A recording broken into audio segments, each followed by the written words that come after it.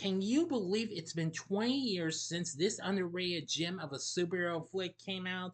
You better believe it. It's an out of this world place for superheroes. No, I don't mean like a cartoon from the 80s that I talked about before. No, no, no, no. I'm talking as one that's completely out of this world, that's up in the air. Here's my review of Disney's underrated superhero film for the whole family, Sky High. Big D's Entertainment Rankings and Reviews.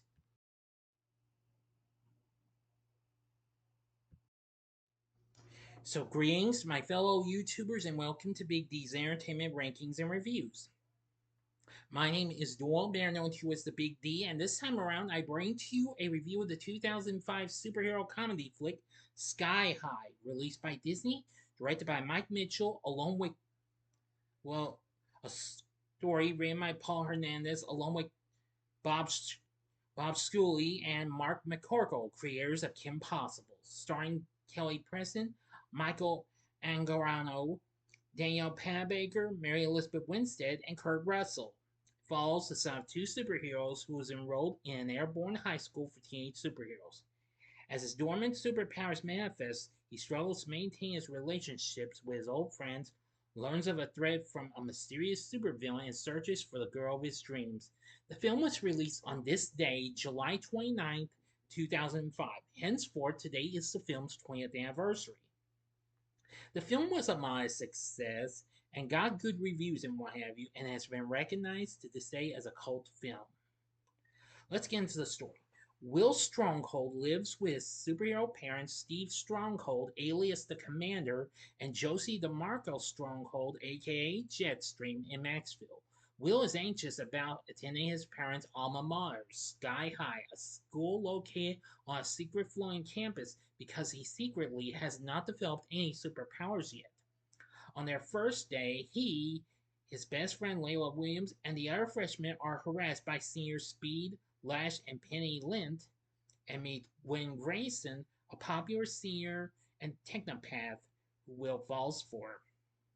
Additionally, Will is assigned to the Hero Support Curriculum and becomes a sidekick due to his lack of powers. Though Layla joins him in protest of the school's two-track education system, unaware of what happened to his son, Steve shows Will his hidden trophy room, the secret sanctum. He expresses particularly fondness for the pacifier, a weapon he took from his presumed dead arch-nemesis Royal Pain 16 years earlier, failing to notice a hidden camera in a separate trophy. Though he befriends his fellow sidekicks, Will comes to conflict with pyrokinetic student Warren Peace, whose supervillain father was imprisoned by Steve. In the ensuing fight, Will develops his father's super strength. Upon being transferred to the hero curriculum, Will spends more time with Gwen and her friends, ignoring Layla and the sidekicks. Layla later confides to Warren that has a crush on Will, while Gwen comes over to Will's house to invite his parents as honored guests to the homecoming dance, and they spend the evening together. On the day before the dance, Gwen tricks Will into throwing a party at his house and has Speed secretly steal the pacifier. Layla tries to investigate the party but fails because she falls for Gwen's lies that Will knows about her feelings for him and is too polite to reject her. As Layla leaves in tears, Will breaks up with Gwen and refuses to attend the dance. Will goes through his father's yearbook and sees a student resembling Gwen named Sue Tenney, who disappeared before his parents' graduation. Realizing that the pacifier was stolen, Will assumes Tenney became Royal Pain, Gwen is her daughter, and heads to Sky High to stop her with help from Ron Wilson, bus driver. Alright, now I will go on to the final act and ending. As always, you know the procedure, like always.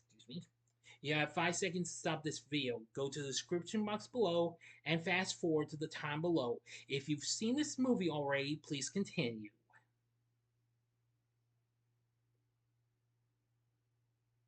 Okay, you've been warned. At the dance, Gwen reveals herself as Royal Pain, having been de-aged by the pacifier during her presumed death. With Speed, Lash, and Penny's aid, she captures and de-ages the students, staff, and Will's parents, intending to raise them as supervillains as revenge for Sky High, making her a sidekick when she attended as Tenny due to her technopathy. Yeah, technopathy, excuse me, not being understood at the time.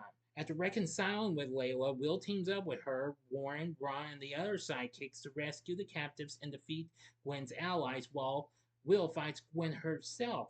During the fight, Gwen throws Will off the school, causing him to develop Josie's flight power.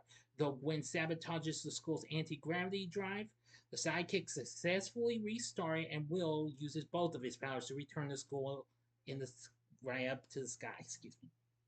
With Sky High saved, Gwen and her allies are given detention while her captives are restored to their proper ages. Professor Medulla resumes the homecoming dance. Warren holds hands with Stu with ice powers. Zack and Magenta dance together, and Will and Layla kiss while flying outside. In a comic book style epilogue, the villains are shown to be in prison together to Gwen's chagrin. Also, Ron falls into a vat of toxic waste, becoming a superhero working for the mayor to defend the city from giant robots. End of story.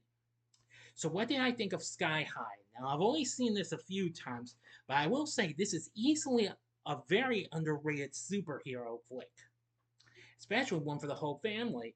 But I give this film credit for what it had to offer. It had some pretty good fun and what have you, and I really thought it was not too bad. Upon its release, the film was a modest hit, going on to make $86 million worldwide on its $35 million budget. The film's reviews were pretty good. Rotten Tomatoes has a score of 74, saying this highly derivative superhero coming of age flick is moderately entertaining, family friendly fluff. Metacritic has a score of 62, and audiences surveyed by CinemaScore gave the film an A-. Variety praised the film, calling it smartly written and sprightly played. The film satisfies with a clever commingling, of spoofy superheroic school days hijinks. And this lively live-action Disney release stands on its own merits as a tongue-in-cheek fantasy with cross-generational appeal. Since its initial release, the film has been received more favorably in retrospective reviews and has obtained a cult following, particularly due to its lighthearted homage to superhero tropes. Den of Geeks summarized with a cast made up of bright young things and cult favorites, and a script that goes postmodern without ever getting arch and snarky. Sky High, of course, is a real gem from Disney's live action catalog. Borrows from J.K. Rowling, John Hughes, Josh Whedon, and any number of comic books, and yet still stands on its own. Next to the current superhero boom, it was so ahead of its time that a decade later, it seems sharper and funnier than ever. Yes, I must say that I really enjoyed.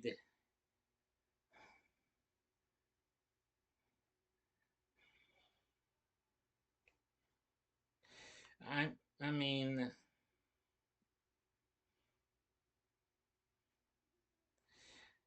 well, it's hard to explain, but I'm going to say this is easily an underrated superhero film and what have you. But overall, I found this film to be fun and outrageously super fun. So, anywho, but I do think it's got a pretty good cast, though, and what have you, which I'll get to in just a moment. The score is done by Michael Giacchino, who, of course, would go on to do music for various Disney Pixar films and some of the MCU films, including the more recent Fantastic Four First Steps. I must say that Sky High is definitely a fun film. It also has some covers of new wave songs from the 80s. Well, ranging from I Melt With You, originally by Modern English, which was now covered by Bowling for Soup. See, and Christian Burns' cover of Tears for Fears, Everybody Wants to Rule the World. And Stephen Strait's cover of the Fixes hit One Thing Leads to Another. And even Vitamin C does a cover of Till Tuesday's Voices Carry. Oh, the list goes on, what have you. So, so the soundtrack's pretty good and what have you. It has been released on physical media. You should already know that. The film's also available to watch on Disney Plus. Now, over a decade after its release, Disney announced a sequel to this in the early development stages. A little over 2 years later, director Mike Mitchell revealed earlier plans to make a franchise, but due to the film's box office performance, nothing came to be. The sequel would have been titled Save You, hilarious, Save University, and featured the characters from this graduating from high school and attending college.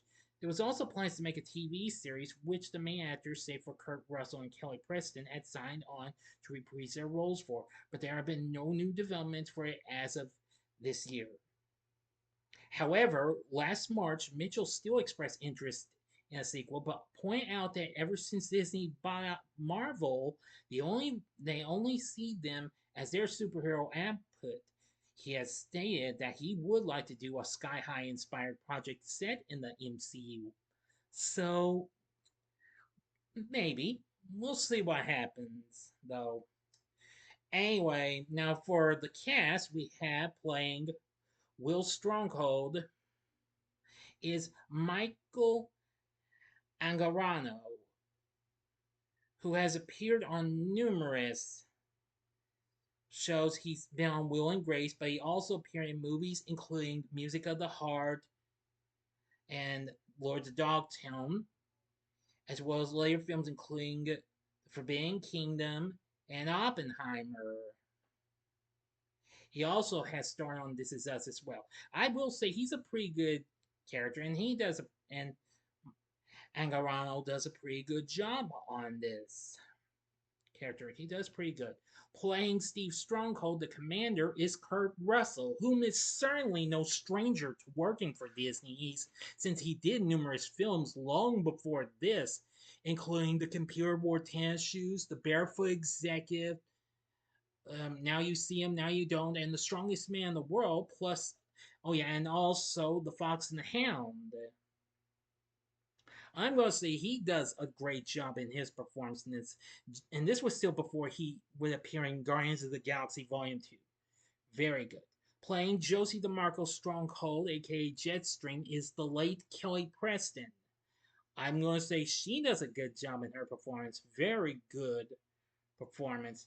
Layla is played by Danielle Panabaker pre Arrowverse. Yes, of course, she went on to star in The Flash, part of the CW's now defunct Arrowverse. I will say she's pretty good. Of course, she also went on to appear in numerous other films, including, well, Friday the 13th, 2009. Well, which, please, if you're got kids watching, please don't encourage them. That, well, you get what I'm saying, I hope. Playing Gwen, who turned out to be Royal Pain, is Mary Elizabeth Winstead, who the following year would appear in Final Destination 3, while the voice of Royal Pain was provided by Patrick Warburton, who you've heard in Family Guy.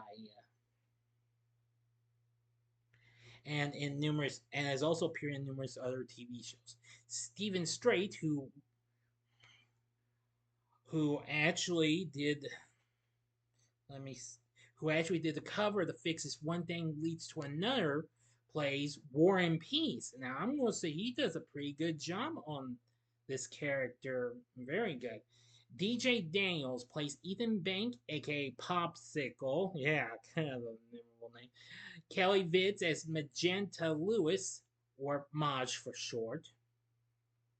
Yeah, who can ship shaped into just a guinea pig.